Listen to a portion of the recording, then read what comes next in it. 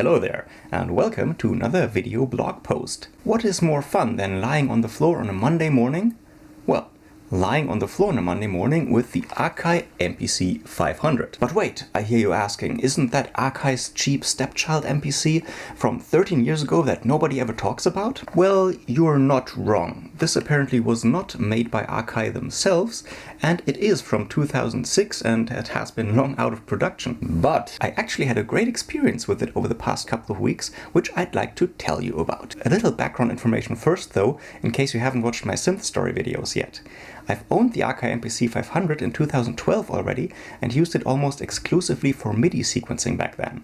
Because, you know, this thing has actually 48 tracks which can all send and receive MIDI data. So you can even plug a MIDI keyboard in there and record your polyphonic note and CC data, edit it on the device and then send it out to your synths. There are also track mutes, you can record multiple sequences, and there is a song mode which lets you string sequences together into full performances. So the MPC500 is a MIDI sequencing powerhouse, just like its bigger siblings, like the MPC1000, which I also owned for a while. But sample-based music making wasn't really for me for a long time, which only changed over the past couple of years.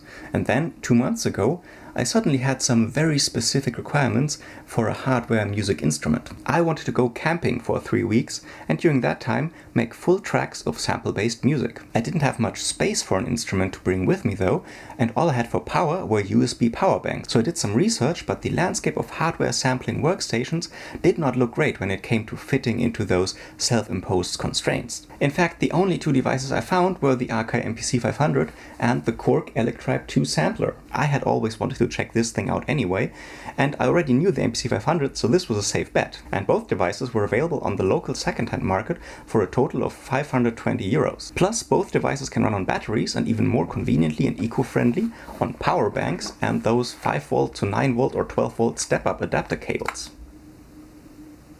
And they're rather small and still very much feature-packed, rivaling even today's hardware samplers. Unfortunately, I didn't have time to get into the Electribe 2 before the camping vacation, so I took the MPC500 because I already knew it and I knew that I would get along with it more quickly. Many people actually shy away from that device because of its tiny 2-row LCD screen.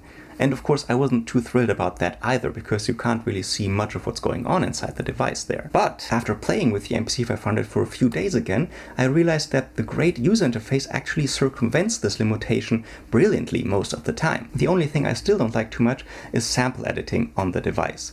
But I had lots of ready-made samples on the compact flash card with me anyway, so I didn't really need to do that a lot. Now the beauty of this user interface, like with all MPCs, revolves around the arrow keys and the scroll wheel. The arrow keys let you select parameters and their values, and with a big wheel you can quickly change those. And this actually feels a lot different than if you used a small encoder knob, because the big wheel spins fast, precisely, and with very little resistance. Of course, you don't want to do much menu diving on a music instrument, so what the developers also did very well was provide lots of buttons to quickly jump into menus, and those menus then would have a very flat menu structure, so you would only just go left and right and then change the values most of the time.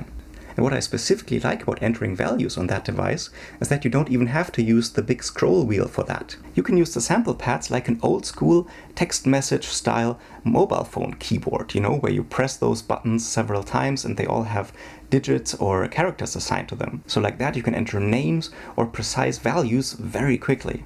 Of course, with that many menus and parameters available, it does take some time to actually know where things are. And here comes my very big revelation.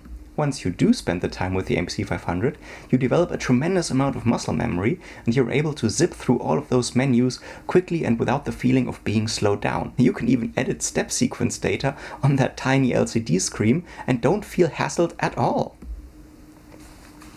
And it's all thanks to good user interface design. Who would have thought? So after playing with the MPC500 exclusively for a month now, I feel very much at home with it and I can almost navigate it blindly. Alright, of course none of this is any news at all. I mean, of course you get better with these things when you focus on them, right? So here is my actual revelation. I must admit, I have not focused on any of my music devices like that for a long time. I was actually distracted by new devices left and right constantly, and those things that did provide this instant gratification I was hoping for were often very superficial. So making music became frustrating on many occasions, and I tried to counteract that by selling and buying new gear all the time in hopes to find that one thing that would finally click with me and my workflow, whatever that was. And of course, this magical device does not actually exist when you don't spend the time to learn it. And this is also why I have this love-hate relationship with making music on the iPad. I mean, there are so many awesome apps on there, but also this device constantly tries to shove notifications and new stuff down your throat, so it's very hard to actually focus and concentrate when working with this thing. So what's the plan now? I want to try and go all Marie Kondo on my synth closet and reduce and focus. Of course, this doesn't mean that I won't post any more YouTube videos or that I won't buy any more gear, but I want to have less gear all at once and also reduce the frequency at which I buy and sell new stuff. It's actually kind of strange that all of this was sparked by a camping vacation with the MPC500. Oh well. Yeah, that's it for this very weird and personal video blog post. If you want to engage in a philosophical exchange about gear acquisition syndrome, or if you want to know more about the MPC500 in a camping environment, then go ahead and let me know in the comments and we can chat there. Also, give me some tips regarding the Electribe 2, please. Oh, and also subscribe to my channel, please, for even more new radical insights into the hobby musician's brain. Cool! Thanks a lot, and see you very soon.